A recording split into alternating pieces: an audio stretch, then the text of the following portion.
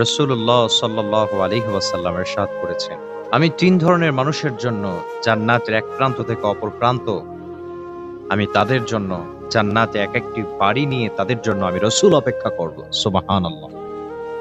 পৃথিবীর সাধারণ কোনো মানুষ নয়।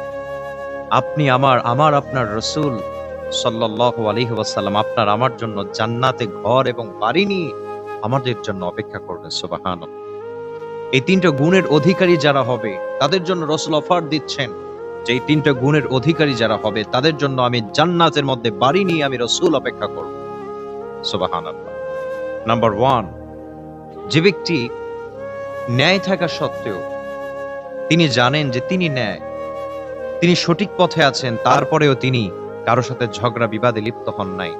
রাসূল বলতেছেন, আমি তার জন্য জান্নাতের কিনারায় একটি ঘর নিয়ে আমি রাসূল অপেক্ষা করব। সুবহানাল্লাহ। ২ নম্বরে হচ্ছে যে ব্যক্তি কৌতুকের ছলেও যে ব্যক্তি মিথ্যা কথা বলবে না, যে মিথ্যা থেকে দূরে থাকবে, আমি রাসূল অফার দিচ্ছি যে জান্নাতের মাঝখানের মধ্যে তার জন্য আমি রাসূল একটা ঘর এবং বাড়ি নিয়ে অপেক্ষা করব। সুবহানাল্লাহ।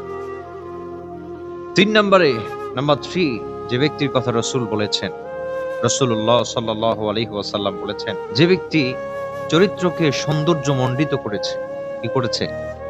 যে ব্যক্তি নিজের সৌন্দর্যকে মণ্ডিত করেছে সৌন্দর্য দিয়ে, শুধুমাত্র নিজের ফেস, নিজের উপরের সৌন্দর্য নয়, ভিতরগত চারিত্রিক সৌন্দর্য।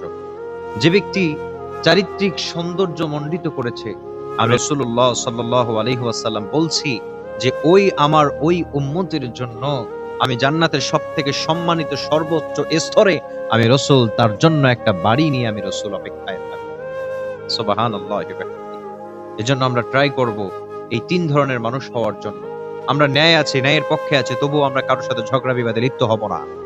আমরা কৌতুকের ছলেও কখনো কারোর সাথে মিথ্যা কথা বলবো না। আমরা নিজেদের চরিত্রগুলোকে সৌন্দর্যমণ্ডিত করব। আল্লাহ তাআলা আমাদের সবাইকে ইসলামের পথে কবুল করুক, এই আমলগুলো, এই আদেশগুলো মেনে চলার তৌফিক দান করুক।